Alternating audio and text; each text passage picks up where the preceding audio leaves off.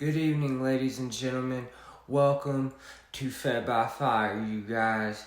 The place where we dive deep into the darkest corners of true crime and corruption, where the flames of curiosity illuminate and the shadows of humanity's most chilling stories.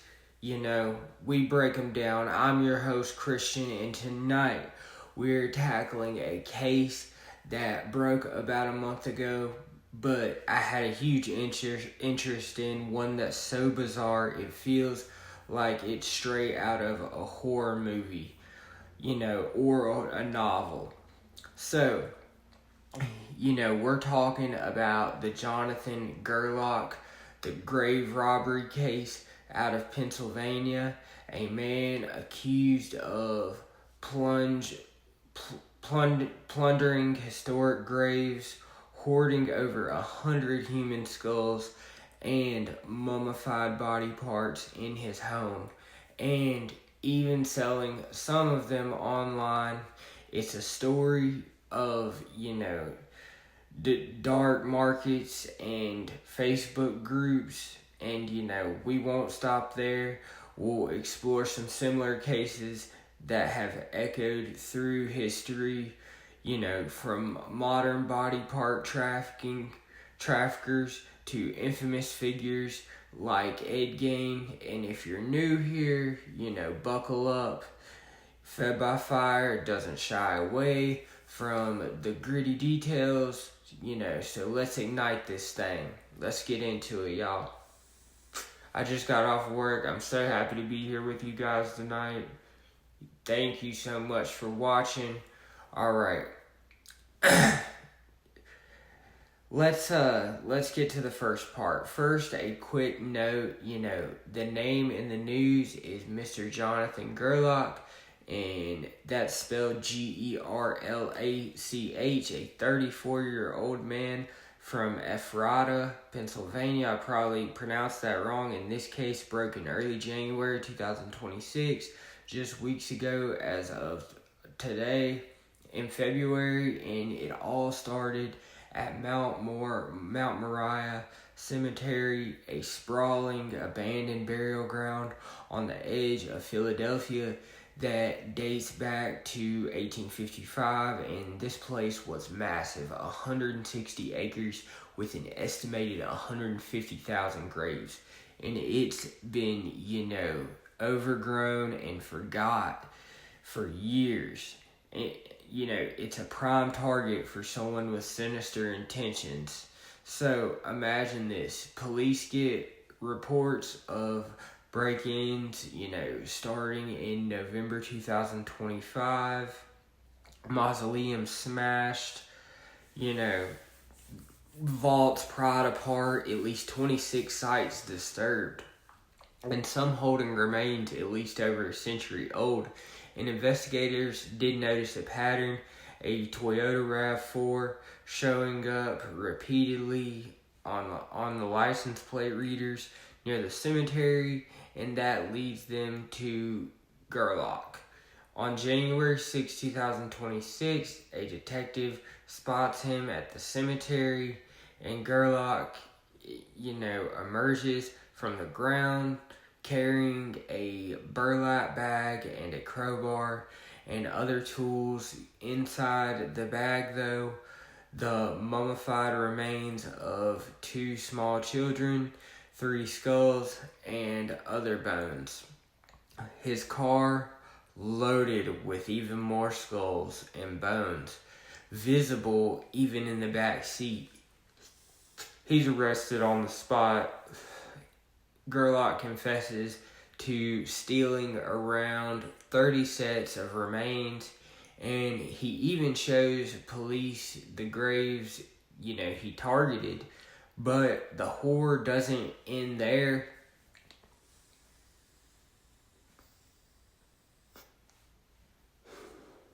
A search of his Ephrata home and his storage unit revealed a nightmare.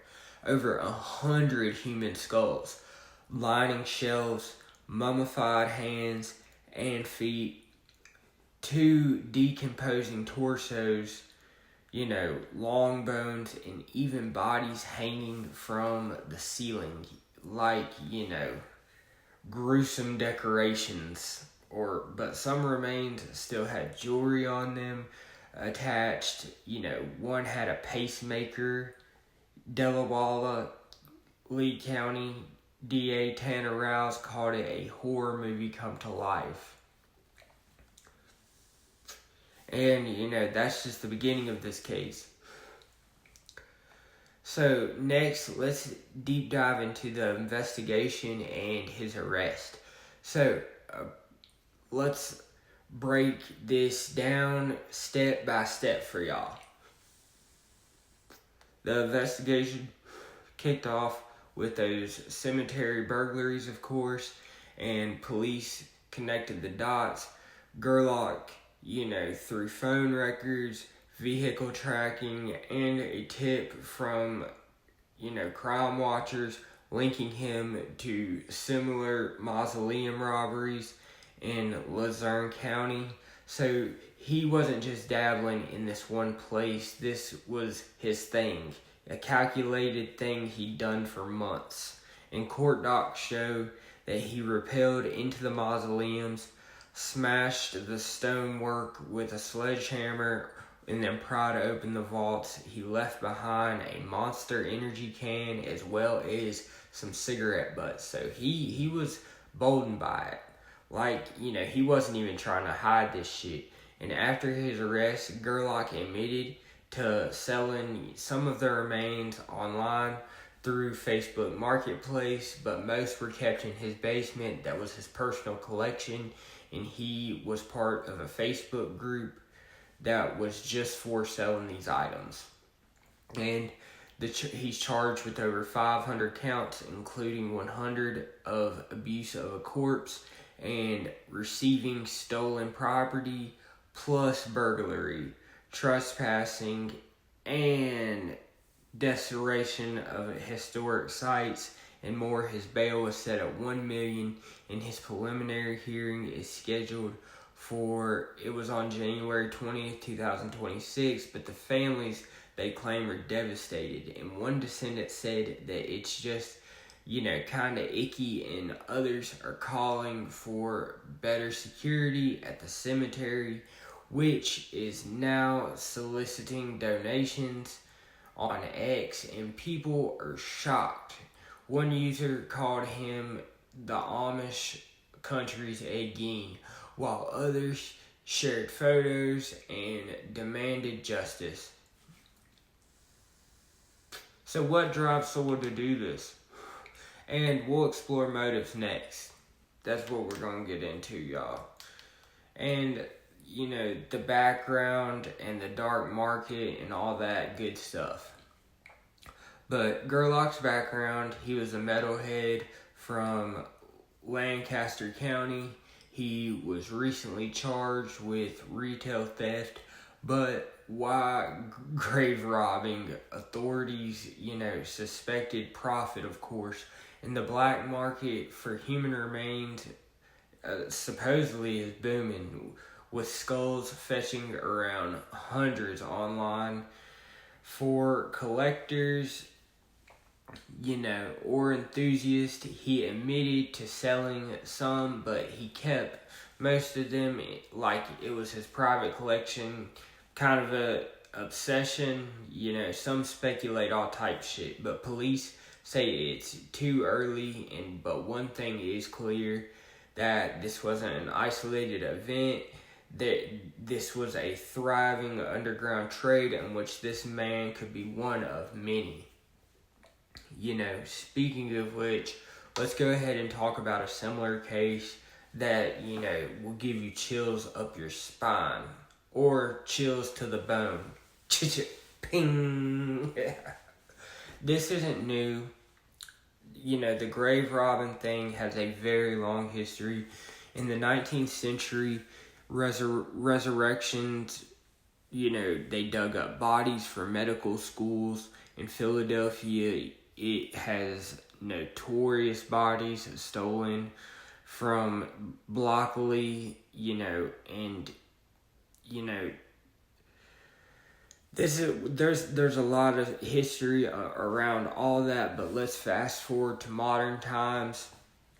Last year in Pennsylvania, a man named Jeremy Polly was sentenced to 72 months for trafficking stolen human remains, and he bought and sold parts that were from Harvard Medical School and an Arkansas morgue, including he had hearts, he had brains, he had skins, and Polly even commented on Gerlach's case, calling him a thief driven by greed, not collection. Polly pleaded guilty to conspiracy and interstate transport of stolen property.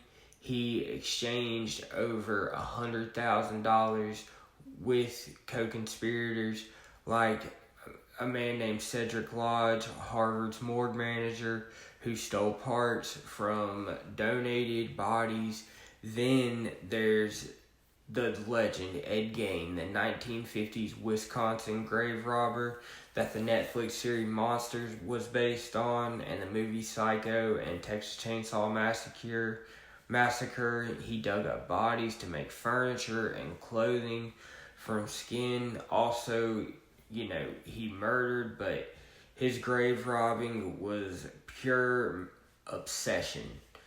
But one more recent in 2024, Denise Lodge and others in the Harvard scandal faced charges for stealing and selling body parts, or the 2024 case of Hess and Koch, they fraudulently sold parts from over 600 victims, making millions. Historically, though, Burke and Hare in the 1820s in Scotland, they started as grave robbers, but turned to murder for fresher bodies to sell to doctors.